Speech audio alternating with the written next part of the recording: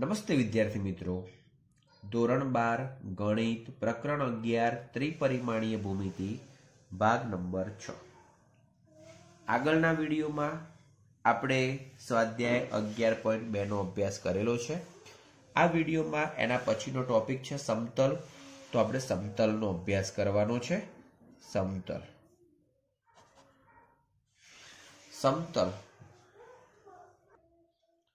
કેટલી રીતે મેળવી શકાય એના માટે જુદી જુદી રીતે એના સમીકરણો છે, બરાબર. તો સૌથી પહેલું રીત અભિલંબ સ્વરૂપમાં સમતલનું સમીકરણનો આપણે અભ્યાસ કરીએ. અભિલંબ સ્વરૂપમાં સમતલનું સમીકરણ. હવે સૌથી પહેલા આપણે એ વિચારવાનું છે કે કોઈ એક સમતલ, એ સમતલ પર ઉગમ બિંદુમાંથી દોરેલું લંબ અંતર, ફરીથી એક સમતલ અને એ સમતલ ઉપર ઉગમ બિંદુમાંથી દોરેલ લંબ અંતર આપણે વિચારીએ તો સમજો ઉગમ બિંદુમાંથી અહીંયા સુધીનું લંબ અંતર ને આપણે સ્મોલ ડી તરીકે ઓળખીએ, બરાબર. તથા એ સમતલ પરનો અભિલંબ ON હોય, એટલે કે ઉગમ બિંદુથી આપણે સમતલનું જે લંબ અંતર છે એ દિશાનો આપણે કોઈ સદિશ વિચારીએ, ON સદિશ. તો ON સદિશની આ જગ્યાએ આપણે n બિંદુ લઈ લઈએ, બરાબર છે. એ ON આ જગ્યાએ આપણે n બિંદુનો ઉલ્લેખ કરીશું જે લંબ આગળ છે, બરાબર. અને સમતલ પરનું કોઈક સ્વૈર બિંદુ આપણે P વિચારીએ જે R સદિશ તરીકે છે. અહીંથી આ અંતર D, આ જે સદિશ છે એ સદિશ એ સમતલને લંબ સદિશ છે, બરાબર. એની દિશાનો એકમ સદિશ એટલે કે એકમ અભિલંબ એ n કેરેટ હોય તો આપણે સમતલનું સમીકરણ લખી શકીએ છીએ. એ સમીકરણ છે R સદિશ, PR સદિશ એટલે કે R સદિશ ડોટ n કેરેટ એટલે કે આની દિશાનો એકમ સદિશ ઇક્વલ ટુ D. તો આપણે એ પ્રમાણે ઉલ્લેખ કરીએ કે ઉગમ બિંદુથી સમતલનું લંબ અંતર સ્મોલ ડી હોય તથા ઉગમ બિંદુથી સમતલ પરનો અભિલંબ ON સદિશ હોય તો n કેરેટ એ એકમ અભિલંબ સદિશ થાય, બરાબર. બે વસ્તુનો ઉલ્લેખ કર્યો છે. એક ઉગમ બિંદુથી સમતલનું લંબ અંતર સ્મોલ d કીધું છે અને ઉગમ બિંદુથી સમતલ પરનો અભિલંબ ON સદિશ કીધો છે. n કેરેટ એ એકમ અભિલંબ સદિશ હોય તો સમતલનું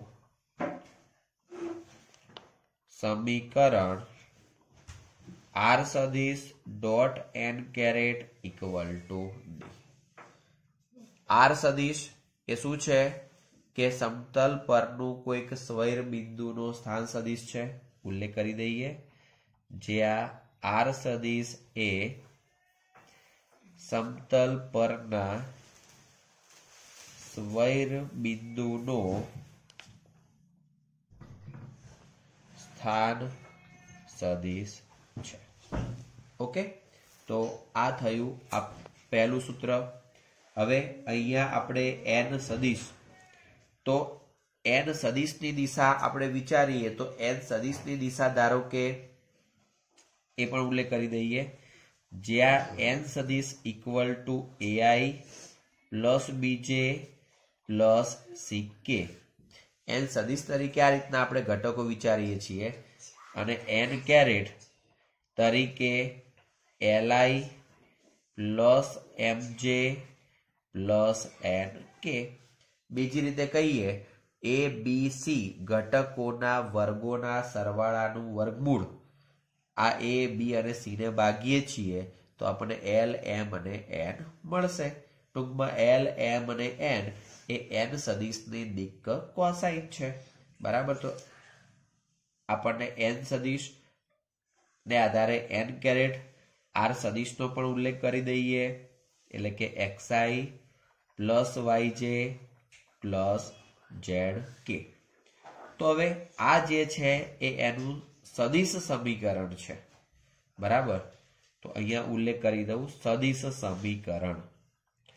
હવે આપણે એનું કાર્તેજીય સ્વરૂપ લખવું હોય તો કાર્તેજીય સ્વરૂપમાં ફક્ત ને ફક્ત કેટલું કામ વધારાનું કરવાનું છે? તો આ સમીકરણની અંદર r સદિશ તરીકે xi yj zk, n કેરેટ તરીકે li mj nk એ બેનો આપણે ડોટ ગુણાકાર કરીએ તો lx plus my plus nz equal to d થઈ શકે.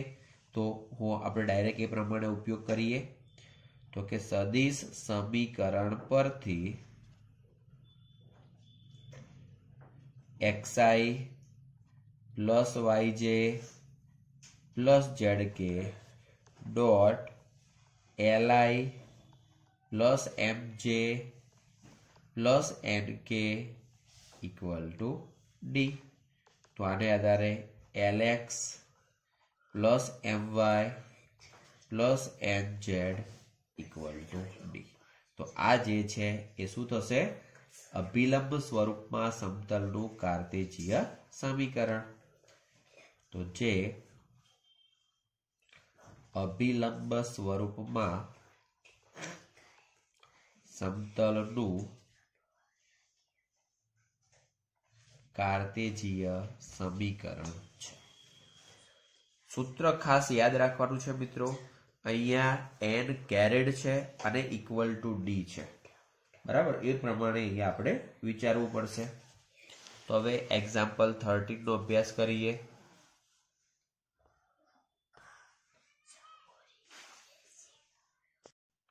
ઉદાહરણ નંબર 13. ઉગમ બિંદુથી અંતર આપ્યું છે. d ની કિંમત છે 6/29 અને ઉગમ બિંદુથી સમતલ પરનો અભિલંબ આપ્યો છે. એનો મતલબ કે n સદિશ આપેલો છે 2i minus 3j plus 4k. હવે આ પ્રમાણે આપણને બે પદ આપ્યા છે અને સમતલનું સદિશ સમીકરણ શોધવું છે. મિત્રો, સદિશ સમીકરણ શોધવા માટે જે n સદિશ છે એને n કેરેટમાં આપણે લખવા પડે. તો n સદિશ ઉપરથી પહેલા તો મોડ n સદિશ આપણે શોધી દઈએ. તો રૂટ 2 નો સ્ક્વેર માઇનસ 3 નો સ્ક્વેર 4 નો સ્ક્વેર. એનો મતલબ કે 4 પ્લસ 9 પ્લસ 16 તો રૂટ 29. એ રૂટ 29 આપણે n સદિશમાં લખવા પડશે. તો કે માટે n કેરેટ બરાબર n સદિશ અપોન મોડ n સદિશ. એનો મતલબ કે 2i minus 3j plus 4k upon root 29. Root 29 દરેકના છેદમાં અલગ અલગ લખી દઈએ. 2 upon root 29 i caret, 3 upon root 29 j caret અને 4 અપોન રૂટ 29 k કેરેટ. બરાબર. આ પ્રમાણે આપણને n કેરેટ મળે.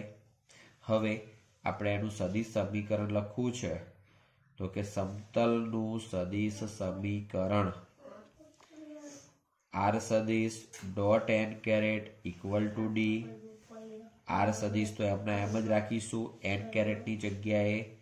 2 upon root 29 i caret minus 3 upon root 29 j caret plus 4 upon root 29 k caret અને ઇક્વલ ટુ d તરીકે 6/√29. Clear? તો આ થઈ ગયું એમનું સદિશ સમીકરણ. તો મિત્રો અહીંયા કઈ √29 આપણે ઉડાડવાની જરૂરિયાત નથી. અહીંયા લંબ અંતર આપ્યું છે, આપણે ફક્ત ને ફક્ત એ સ્વરૂપે ફેરવવાનો પ્રયત્ન કર્યો છે. ક્લિયર?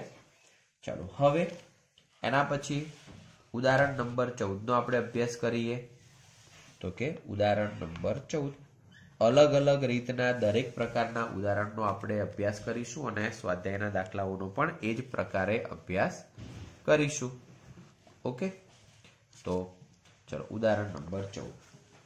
ઉગમ બિંદુમાંથી પસાર થતા અને એક સમતલ આપ્યું છે r સદિશ ડોટ 6i -3j -2k +1 = 0. સમતલને લંબ એકમ સદિશની દિક્ક કોસાઇન શોધો. મિત્રો સૌથી પહેલા આ જે સમતલ છે એ સમતલની આપણે દિક્ક કોસાઇન શોધવાની છે. બરાબર? અથવા એવું કીધું છે સમતલને લંબ એકમ સદિશની દિક્ક કોસાઇન. હવે એકમ સદિશ હોય તો એના ઘટકો એ પોતે દિક્ક કોસાઇન સ્વરૂપે જ મળે છે. તો સમતલને લંબ વિચાર કરવા માટે આપણે પહેલું કામ તો કયું કરવું પડશે? તો કે સમતલને એના મૂળ સ્વરૂપે લખવું પડે. તો મૂળ સ્વરૂપે લખવા માટે પેલા 1 ને પેલી બાજુ આપણે મોકલી દઈએ. તો r સદિશ ડોટ 6i -3j -2k = -1. પરંતુ જે બાજુ ડી છે એ ડી નું મૂલ્ય માઇનસ હોઈ ના શકે, તો માઇનસ આપણે અહીંયા ગુણી દઈએ છીએ. r સદિશ ડોટ -6i +3j +2k = 1. બરાબર? તો આ સમીકરણ થયું. હવે મિત્રો આપણે એ જોવું પડે કે આ જે ઘટકો છે એ ઘટકો ખરેખર n સદિશ છે કે એને એના માનાંક વડે ભાગવું પડે છે. આપણે આને જ n કેરેટ તરીકે અત્યારે ઓળખી શકીએ નહીં. તો પહેલા તો એને n સદિશ તરીકે લઈ લઈએ.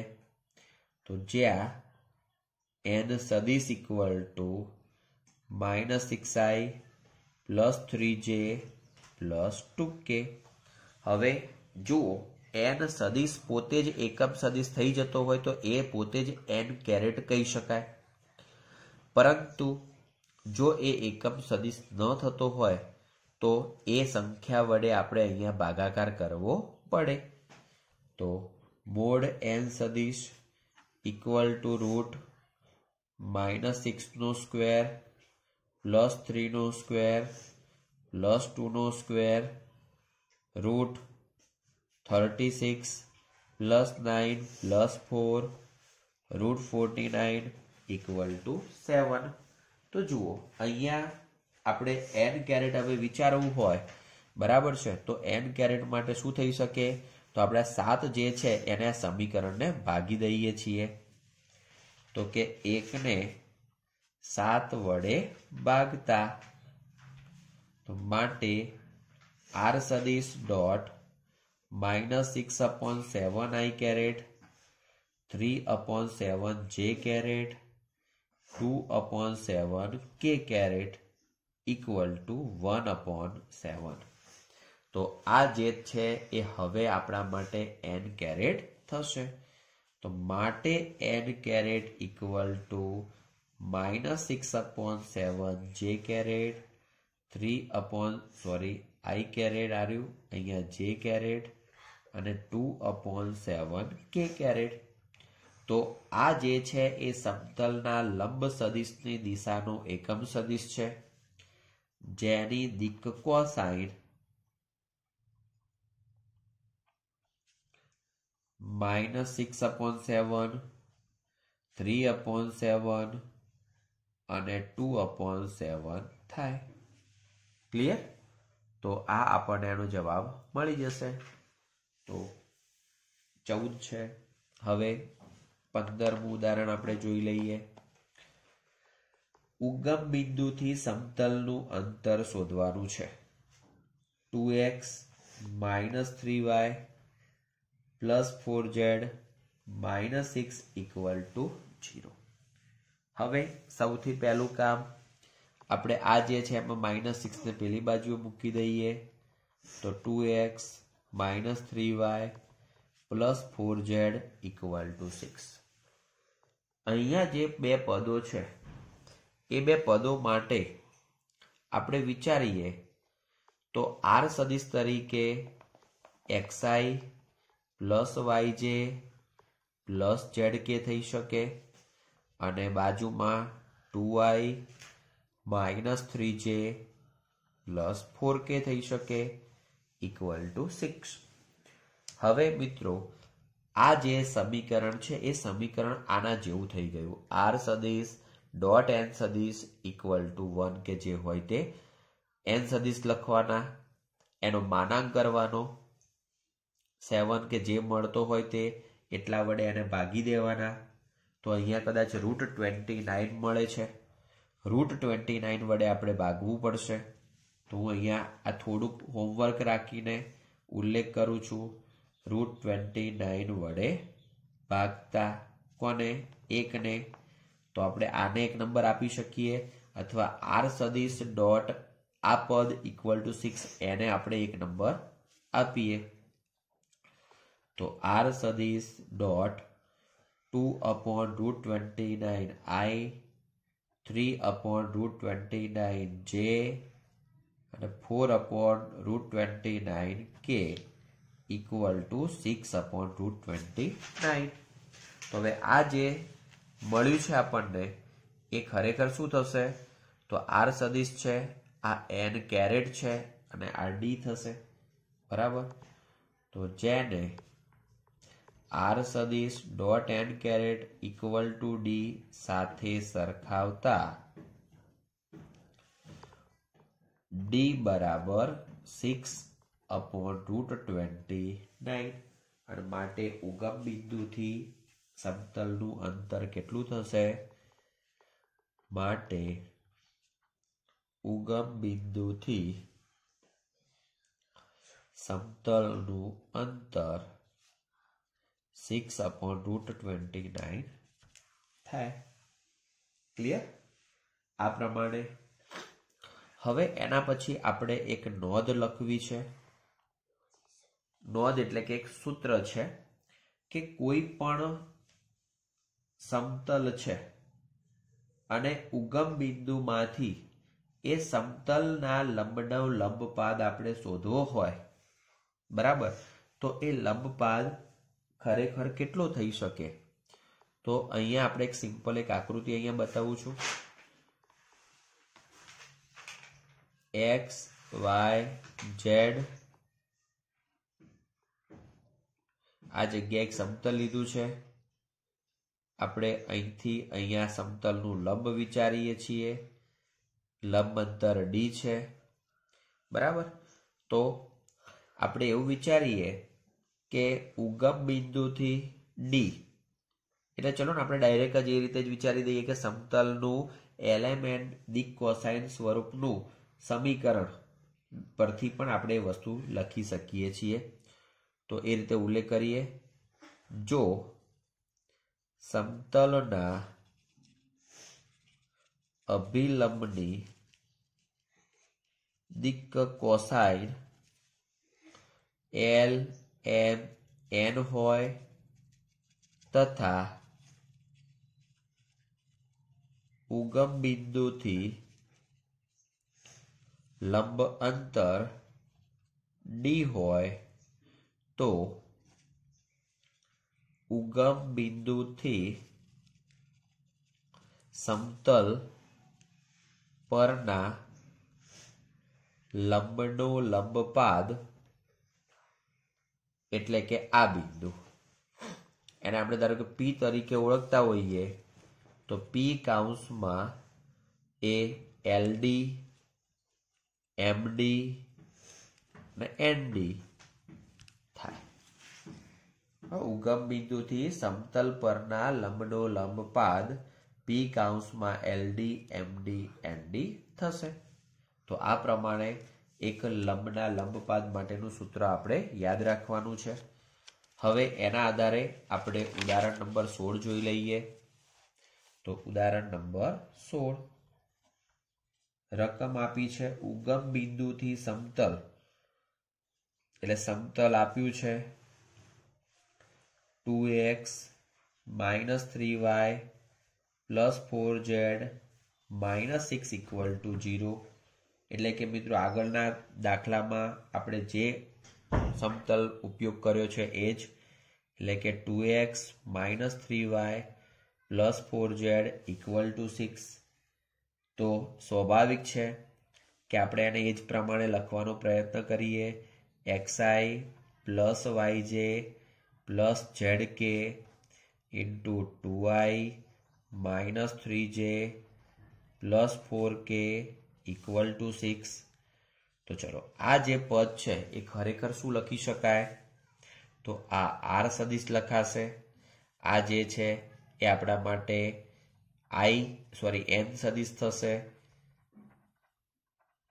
=6. તો n સદિશ આપણે આર્યા છે, જ્યાં n સદિશ = 2i - 3j + 4k. આને આપણે n કેરેટ વડે ભાગવા પડશે. મોડ n સદિશ બરાબર √2² - 3² 4² એટલે કે √29. સમીકરણ 1 ને √29 વડે ભાગતા તો r સદિશ dot 2/√29 i caret 3/√29 j caret 4/√29 k caret = 6/√29. તો હવે આ સમીકરણમાં અભિલંબની દિક્ કોસાઈનો પહેલી, બીજી અને ત્રીજી તથા ડી આટલા મળશે. તો માટે અભિલંબની દિક્ કોસાઇન L બરાબર 2/√29, M બરાબર -3/√29 અને N બરાબર 4/√29 તથા D બરાબર 6/√29. માટે લંબનો લંબપાદ